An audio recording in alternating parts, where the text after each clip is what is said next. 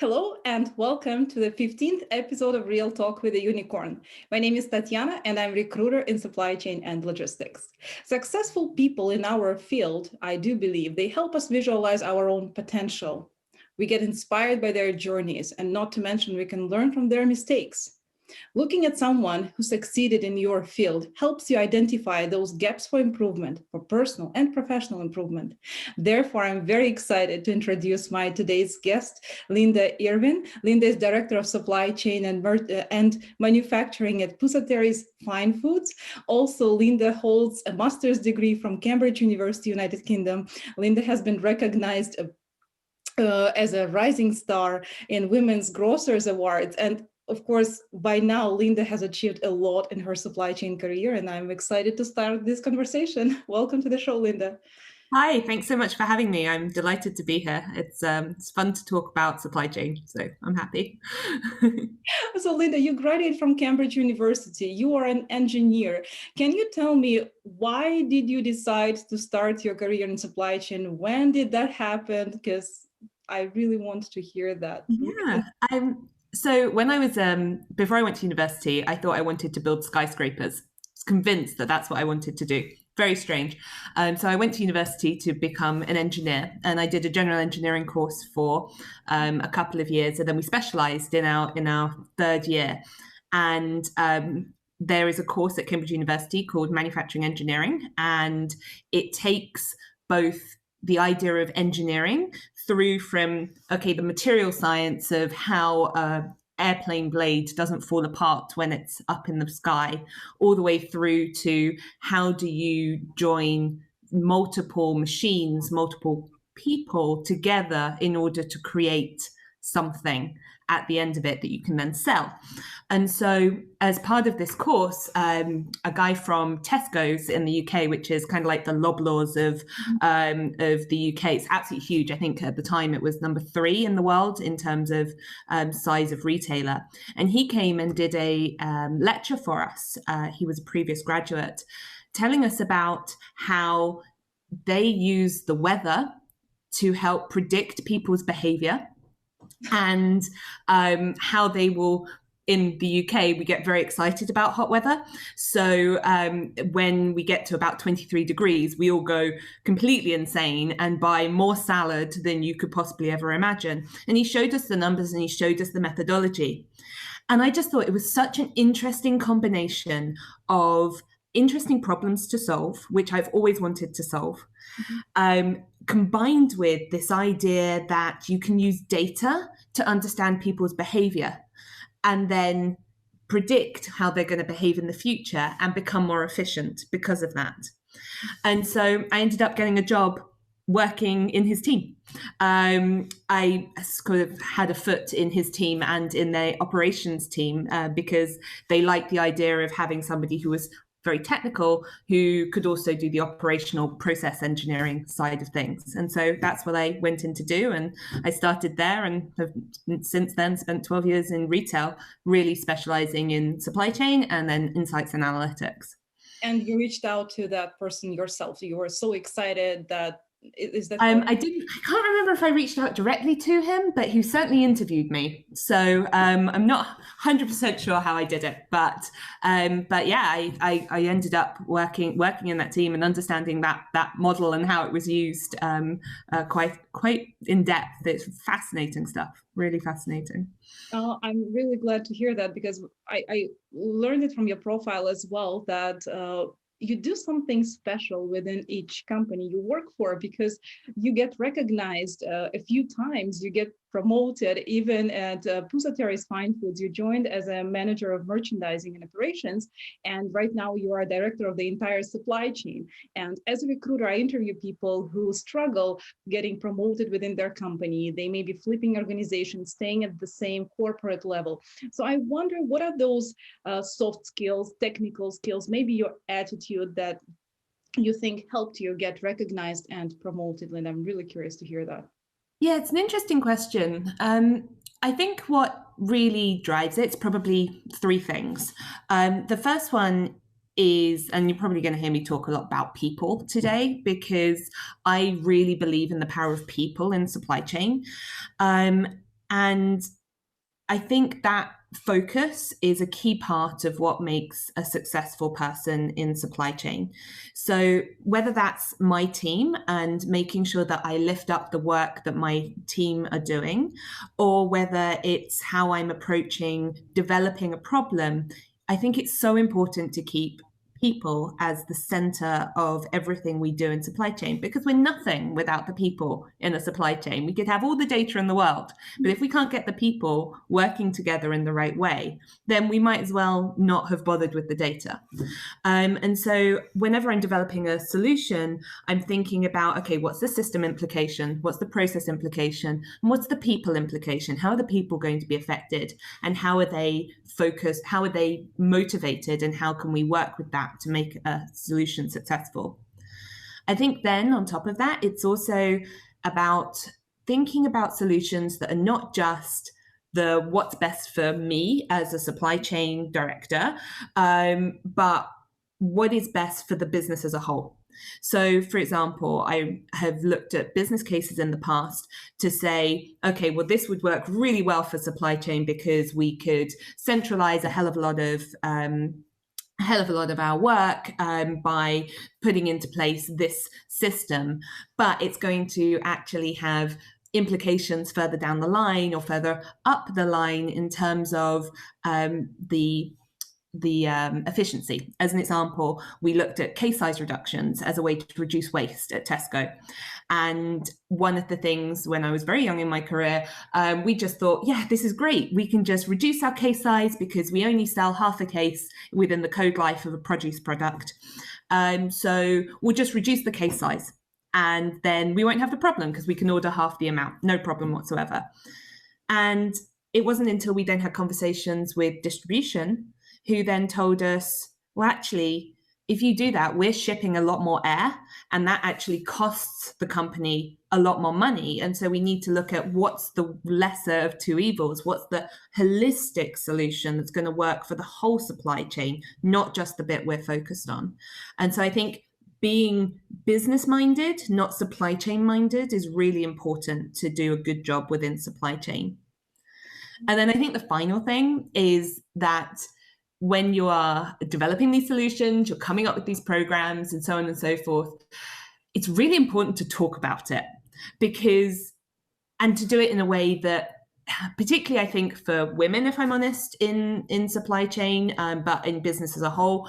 But I think everyone sometimes struggles to toot their own horn, to, say, I did a thing and it's really cool.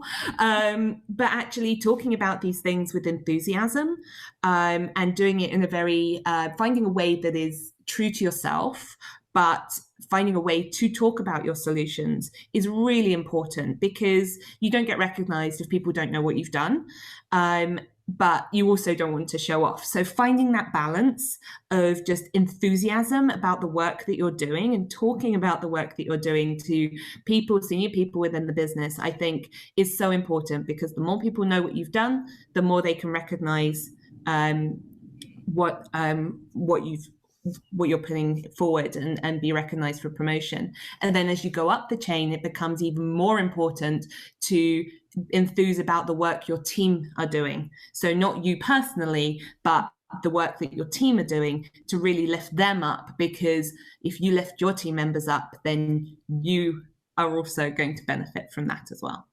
Exactly. And we are nothing without our teams, without support. And I completely agree with you, especially for women. We often struggle with demonstrating the result of our work or sharing our ideas, because we are really concerned. We've been taught not to show off, be modest, stay humble. And in business, that's a really may not be the best strategy, because in business, you want to be seen. You want to advocate for your team, for your interest, and for the entire business. I'm glad that you said that supply chain is a highly collaborative function. It's all about negotiation, holistic approach. Linda, how big is your team right now at Pusateri's Fine Foods? So I have 6 direct reports, and in total I have a team of over 60 people, and that's everyone from from cooks and really practical people, chefs, through to buyers who are incredible negotiators, through to analysts who are amazing with numbers. So kind of a real sort of mix of skills within my team right now. And it's a large team. Even if you have 6 direct reports, still making sure that everyone is engaged, motivated, happy, heard. What does your day look like? How do you motivate them? Because the reason I'm saying it, in 21st century, and you are a typical leader of a 21st century, like an ideal leader that I would visualize, it's not really about how much work you have done yourself. It's more about how you keep your team motivated and not competing with them. Like, I just want to hear your approach and how you manage that motivation aspect.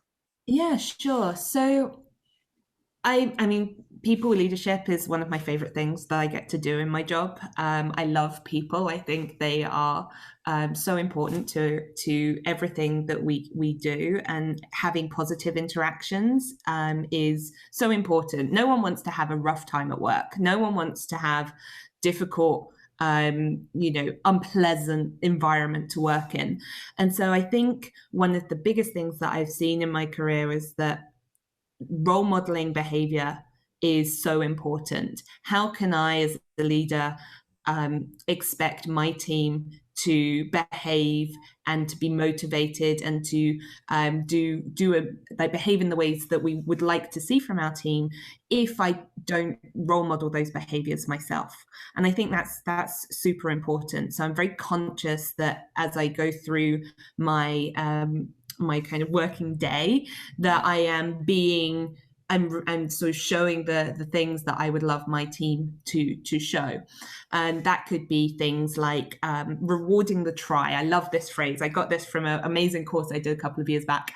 And it's this idea that when somebody does something that is really, really, really great, it's not 100% perfect, but you know what, it's a step in the right direction. You've been working, or you've been giving them feedback on something for quite some time, and they make a step in the right direction. You reward the try. You say, thank you so much for doing that thing that was a step outside of your comfort zone. It wasn't 100% perfect, and here are the things that we could do to make it even better next time, but well done for doing the bit that you did do.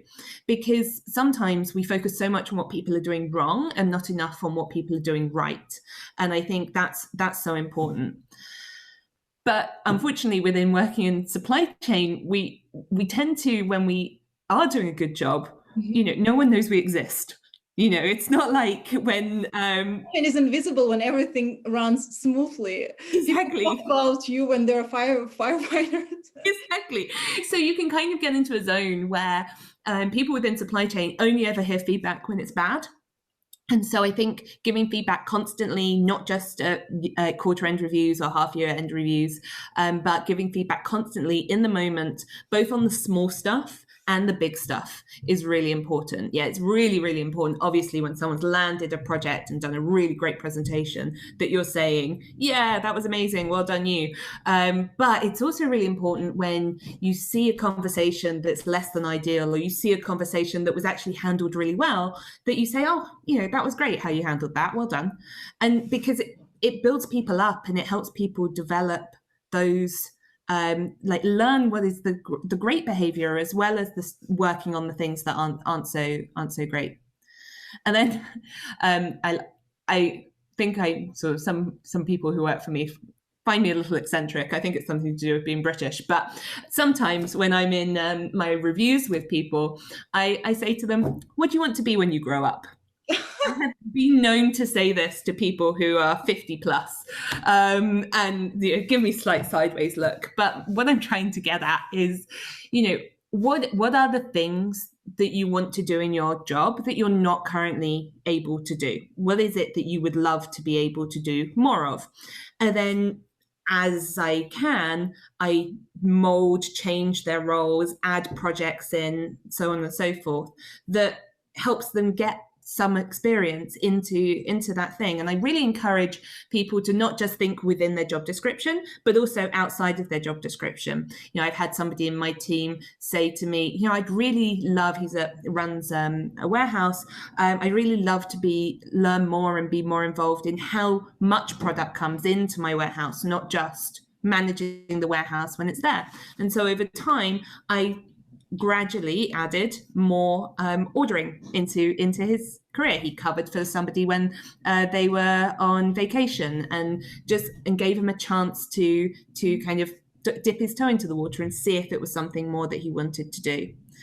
And then the final thing is really listening to team members. So often the best solutions come out of small conversations that you have on a day-to-day basis. And I think really listening to what my team has to say, it's like so much knowledge, experience comes, like I've got like team members who have 30 years of experience, and they have so much to contribute in terms of solutions.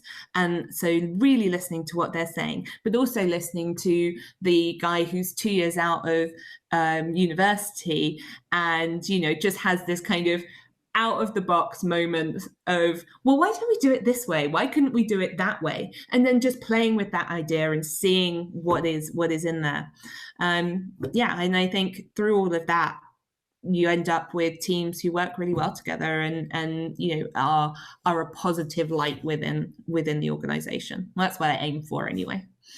And you mentioned how diverse your team is age-wise, and different groups, generational groups, they work together. It's also important to make sure that they actually collaborate and don't work against each other, because young professionals may be very tech savvy. However, they need to learn a lot on the soft skills side, on maybe office manners aspect. And people who are seasoned professionals, they may feel a little insecure compared to the young professionals in the technical aspect. However, they have so much experience that is there to be shared. So how do you manage that? And what trends do you see in terms of attitude? Like, how do you keep them together so that they collaborate?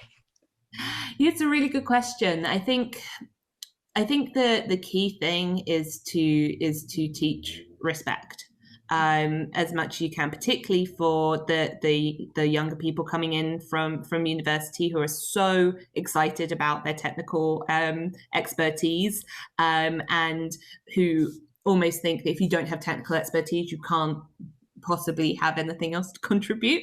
I think finding ways to show and bring in that experience from the more seasoned team members, be that through sharing experience in team meetings on a weekly basis, or pairing up people for projects where you need some amount of experience and some amount of technical know-how, and then just bringing them together and sort of facilitating that conversation to ensure that both sides are kind of, you're getting the richness from both sides of that experience. I think that's really important. Yeah. And that's amazing, because when they work towards one goal that you clearly set for them, they become a team. So they really support each other. That's really good experience. And also, Linda, when you hire for your team for various roles, I understand, especially in supply chain, there is a list of must-haves that we cannot overlook in many cases. However, there are soft skills that often become a reason why this person is not getting hired. And soft skills doesn't mean these are easy to build skills. They are just called soft, but they're really. So what in particular you are looking for your team? Something that you think, okay, if he has this skill, I can teach him the technical aspect. Yeah, I love interviewing people. I always give a case study in my interviews, because I think you learn more from a case study than you do from anything else. And what I'm really looking for in those case studies is, whenever we're in supply chain, if you're looking to work in supply chain, you are going to become the problem solvers of a company. We were talking about fighting fires earlier, and this is when supply chain is sort of famous within a company. we are often asked questions of people within the organization, be it merchandising, be it retail operations, and we have to come up with the solutions. But so often when we're asked those questions, they're framed with the expected solution in the question. So, our merchandising team will come to us and say, I need you to get these 3 skids of, I don't know, kitchen paper to this location by this time. And we look at it and we could just take it at face value and say, okay, I'm going to move these 3 skids of kitchen paper. What I try and look for within my team is the ability to dig into the problem. What's the true problem? Like, not necessarily the posed question that's been presented. So, for example, in that scenario, why are we trying to move those 3 skids of kitchen paper to this specific location? Like, what is it that we're trying to achieve by that? Is it that we don't have enough? Is it like, what are we trying to solve for? And then actually solve the true problem, not the problem that's being presented. The second thing within that is then having a can-do attitude. So not immediately saying, no, there's no way, we cannot move 3 skids of kitchen paper, like, just can't be done. It's not on my job description, I'm not doing it. Not in my job description, no, there's just no way, like, that's outside of process, like, no. Instead, what I then try and challenge, and it was the previous manager who gave me this sort of way of thinking, okay, well, what needs to be true in order for us to be able to say, yes, we can do it? So how does the world need to change so that we can say yes? Can we find a different way to say yes? So, well, no, we can't get 3 skids of kitchen paper across, but what we can do is bring 1.5 skids over from this location. And actually, if we move a couple of things over here, then we can bring in the additional for the customer and actually deliver it straight to their door rather than getting them to come and pick it up. For example, there's like a different way to say yes. The next thing, and this is really important, is that we've been presented a question by somebody who is not technical. We've dug into the problem to find out what's the thing that we're really trying to solve. We found a way to solve for the thing. We've probably then needed to look at some data in order to do it. So we then need to be able to have a conversation around that data. So in that case study that I'm having in my interviews, I'm looking for, can I have a conversation with this person around data? Are they going to present me with 5 decimal points of accuracy, but not be able to tell me what it means? Or are they going to be able to present me with a number that gives me the so what? So, if I'm working on something, or it's not, we were going to transfer not 3.5 skids, we're going to transfer 3.715231 skids. That's not helpful. That's not practical thinking for supply chain. I'm looking for people who can say, it's almost 4 skids, and this is why you need to worry about this, or be able to say the so what, this is what the numbers truly mean, and then communicate that to less data literate people in a way that they really understand. Does that make sense? It was a bit of a strange example. It does. And it also helps you get visible, because that's when you talk to executives, and that's when you speak their language, and that's when you help them solve their issues. Because exactly, turning data into a story and being able to come up with a solution. And I'm glad that we touched on data, Linda, because right now, especially in the pandemic, what I hear from professionals in the field, the importance of forecast accuracy is extremely high right now, because we want to get as close to the customer's demand as possible, especially in retail. And there is a lot of data to support that decision-making process, but people struggle with managing that data. What big data tools do you see coming into play? Because I know you are very proficient with SQL, and I hope to get some insights from you to help professionals to address that gap and maybe study something these days. Yeah, it's a really interesting one, and it kind of reflects on the things that we were just talking about around the soft skills. big data tools can be extraordinarily powerful in the right hands and with enough data to inform them of the models that are sat behind them. I think that big data tools don't replace the need for experience. No algorithm was going to be able to predict what would happen on March of last year. The systems, for pandemic switch on, basically, no model was ever going to be able to accurately predict, based on historic data, what was going to happen in that week where we had sales greater than Christmas by 1.5 times in the middle of March. So big data tools get you an awful long way, but they only get you an awful long way if you then apply experience on top of that. So you need to become proficient in them, not only to understand how to use them, but also to understand their limitations. I think so often we hear now big data talked about as if it's like this panacea, it's going to solve all the things, and not always applying some amount of common sense. I will never forget the first time when I was at a previous company that somebody said to me, "Oh, Linda, we have found the most amazing thing." And I was like, "Go on." "We have found that black leather gloves searches on Google exactly predict 2 weeks in advance the sales of cold and flu medicine." Sounds very British. And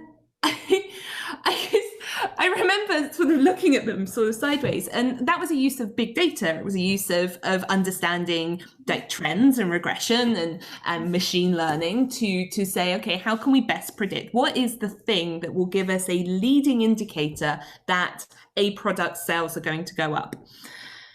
But this person said it to me as if somehow black leather gloves were always going to be a perfect predictor for all time in the future of cold and flu medication, and that we should therefore base our entire forecast for cold and flu medication on Google searches for black leather gloves. Now, obviously, this is not. It sounds so silly now to say it out loud, but that is the problem when you take big data tools and you don't apply some level of experience or common sense to them. It would only take some celebrity to suddenly say that black leather gloves are the thing of the season for that relationship between those two things to completely break down. Correlation does not imply causation is absolutely applies here, but also just using the tools to understand your data, but not taking it too far. That's the most important thing. So yeah, you're absolutely right. In a pandemic, forecast accuracy has become extraordinarily important, and it has been a powerful combination of big data tools, and data visualization software in combination with experience that is what has actually led to being able to accurately predict what is going to happen. And sometimes we're just wrong. I mean, I often say within supply chain, well, we're going to be wrong. It's just a matter of how wrong we are. That's the key. So yes, might not be a fashionable point of view, but I think we have to be very careful. No, that's actually important, because that's how you can merge two different generations together, because experience that comes from more seasoned professionals can help, because those patterns are really fragile. Something that works today may absolutely be not applicable tomorrow because of different fashion trends. We're all human beings. And also what I find with younger professionals, when I interview them, they rely heavily on ERP system, so much so that they forget the logic behind it. Forget what parameters affect a certain results, and they say, well, I don't know how to do it because the system does it for me. So I really encourage everyone to challenge the status quo and explore what's the algorithm behind it, and really question the results that computer gives you, but at the same time relying on that as much as you can. So Linda, what I also want to hear from you, because your story is very successful, you are such a friendly, approachable person, but at the same time I understand that you had to make tough decisions in your career. You had to hire people, you had to let people go, you had to manage different types of change. And I like that you are very approachable and humble. That's definitely makes you a great leader of our modern times. What advice do you have for those professionals who want to follow your steps, become successful, grow their career in supply chain? I know you already said a lot, but something else maybe to those who are seeking that mentorship. Yeah, absolutely. I'm probably just going to reiterate some of the things that I've already said. It's so easy in supply chain to get wrapped up in the numbers and the operation and standing operating procedures. But our operation and our programs will only be successful if we consider people's behavior at every point in the supply chain, be that how our vendors are going to behave, be that how our supply chain is going to behave, be that how our customers are going to behave.